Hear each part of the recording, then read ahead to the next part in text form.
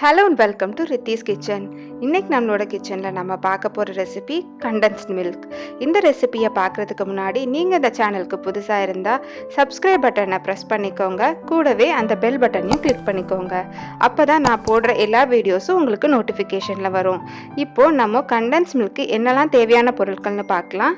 இதுக்கு நான் 1 cup milk powder எடுத்து வச்சுருக்கேன், 1/2 கப் பவுடர்ட் சுகரை பவுடர் பண்ணி எடுத்து வச்சுருக்கேன், 1 table spoon butter, 1/2 teaspoon baking powder, இதெல்லாம் தான் எடுத்து வச்சுருக்கேன். முதல்ல ஒரு பாத்திரத்தில் நம்ம எடுத்து வச்சுருக்க 1 கப் மில்க் பவுடர் சேர்த்துக்கலாம்.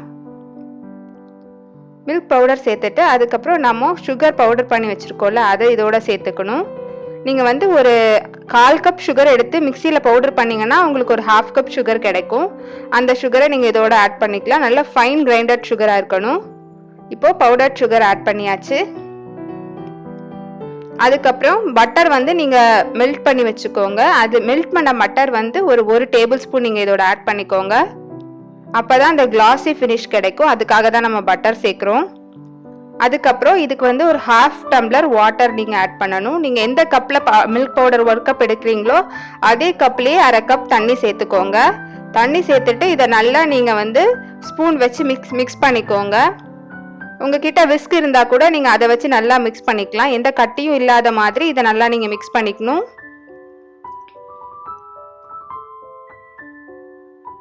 நம்ம சேர்த்துருக்க milk powder, powder sugar, butter, அப்புறம் பேக்கிங் பட்டர், இது எல்லாமே நல்லா மிக்ஸ் ஆகணும்.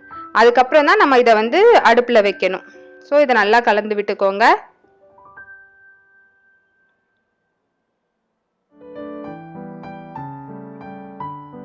இப்போது இதை நல்லா கலந்தாச்சு. இதை நம்ம ஸ்டவ்வில் வச்சுக்கலாம். நீங்கள் ஹை ஃப்ளேமில் வைக்கக்கூடாது, ஏன்னா இது பால் பொருள்ன்றதுனால அடி பிடிச்சிரும்.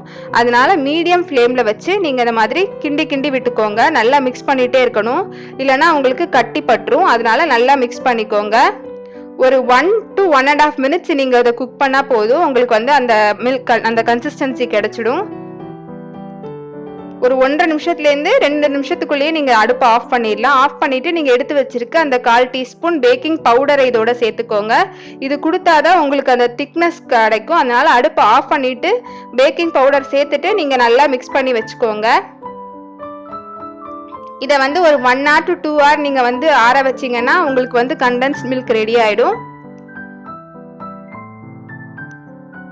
இப்போ நான் 1/2 hour ஆற வச்சிருக்கேன். கன்சிஸ்டன்சி இது போல் இருக்குது. ஆற உங்களுக்கு திக்னஸ் கொடுக்கும். நீங்கள் இதை ஃப்ரிட்ஜில் ஸ்டோர் பண்ணி வச்சுக்கலாம்.